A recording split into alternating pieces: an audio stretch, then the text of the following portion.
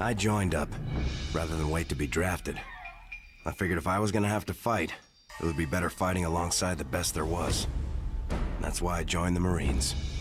They sent us to North Carolina, some farm place that they'd turned into a training camp. 2nd Division U.S. Marine Corps. Some soldier I was gonna be. Our first day in camp, and I forgot my rifle.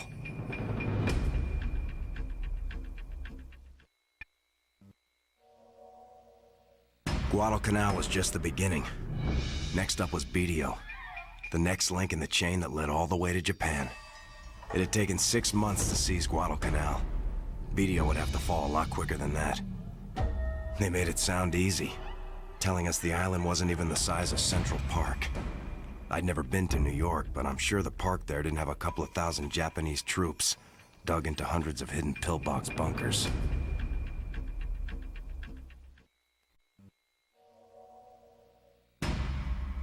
Sometimes it felt like the whole damn thing was about airfields. We captured islands to get the airfields on them. From the airfields, we could launch heavy bombers to soften up the next island in the chain. BDO was no different. There was an airfield there, and we needed it. And the Japanese needed to stop us. The Japanese general in command said it would take 1 million men 100 years to take his island. We were only a single Marine division, and we'd been given 3 days to get the job done.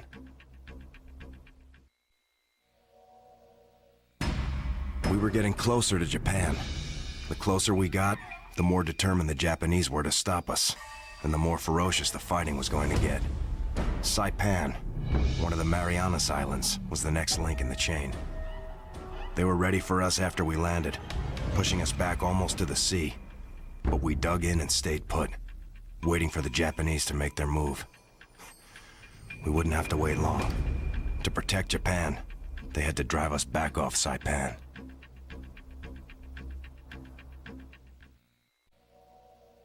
We took back the beachheads, but the Japanese didn't budge easy. We had to dig them out of every foxhole, bunker, and concealed gun emplacement across every inch of that island. Even then, we weren't through. The enemy still held the summit of Mount Tapachau. They were dug in tight up there, defending artillery emplacements that had ranged in on our positions. Somehow, those guns had to be silenced. That's when we found out you don't always have to descend into hell. Nope. Sometimes to get to hell, you start climbing. I was a Virginia miner before the war started. I didn't have to join up. Mining was vital to the war effort, but I did it anyhow. 80th Infantry, General Patton's Blue Ridger boys. We'd been through France, and now we're looking to get into Germany. The end of the war was supposed to be in sight. Guess no one told the Germans that. They went on the offensive at the Battle of the Bulge. Our objective was to cut the supply line for the German advance at a place called Edelbruck, and we'd have to move fast to do it.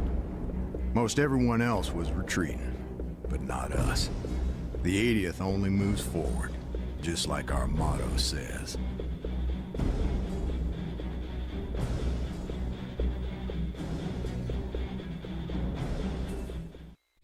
Fourth Armored linked up with us at Edelbruck, and were we glad to see them.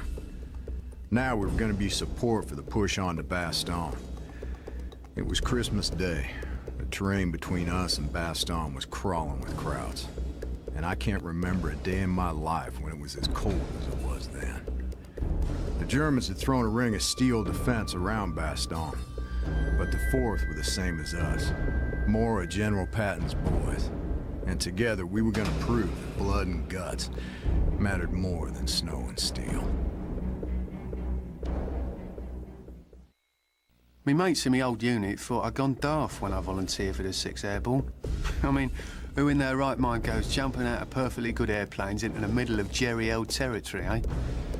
But we've been sitting and taking it for years from Jerry, and, well, I suppose I just wanted to have a crack back at them. After D-Day, we thought we had them on the run, right up until they counter-attacked in the Ardennes. The Yanks were bogged down in Bastogne, so we went in to give Jerry a fright and soften up their defences for the Yanks' 4th Armoured Division to break through. Oof, crawling around in the freezing dark in a town full of German troops. Well, it's just the thing to keep a bloke warm on a cold winter's night, isn't it?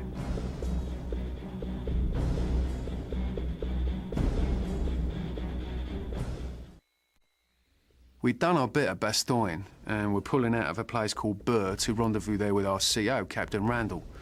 Yeah, trouble was, we didn't know it at the time, but the Germans were retreating in that direction as well. I mean, he was a capable bloke, Captain Randall, but even he was going to be in a spot of bother here.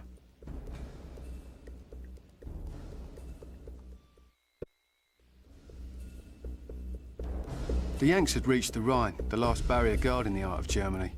Their plan was to mount an amphibious assault across the river, but the Germans were dug in all along the opposite bank, ready to give them a pasting. Our job was to glider attack the German side and raise hell among the defences there, giving the Yanks a chance to get across safely.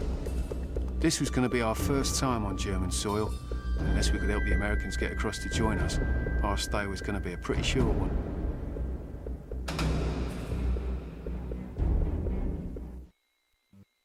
Thanks to the Brits, our boys made it across the Rhine and into the German heartland. Everyone had Berlin in their sights. The Blue Ridgers were no different. But we ended up being deployed south into Austria. Last battle of our war would be at a place there called Brunnen am Inn. Division HQ had reports of a last-ditch concentration of German troops around the town and sent us in to investigate. We didn't know what the hell to expect. Brunnen am Inn was the birthplace of Adolf Hitler. But maybe the Germans had a better reason than that for wanting to hold on to the place. Okinawa. The last link in the chain to Japan, and getting this war over and done with. It was the largest of the Ryukyu Islands, and our first foothold on the Japanese home islands. When we invaded mainland Japan, it would be from Okinawa. We were fighting on Japanese soil for the first time. They had been desperate to stop us before, but now they were fanatical. The guys in Europe were lucky. Their war was almost over. Ours was about to reach its bloodiest moment. Okinawa had been turned into a fortress island. At its center was Shuri Castle, an actual medieval royal fortress. Shuri was important to the Japanese military, and psychologically, it was the key to the island's defenses, and a symbol of Japanese power and pride. If we took it, so the thinking went, we'd take Okinawa. We'd do that, and the door into Japan would be open at last. One more hard push, and we'd finally be within sight of the end, and the road to going home.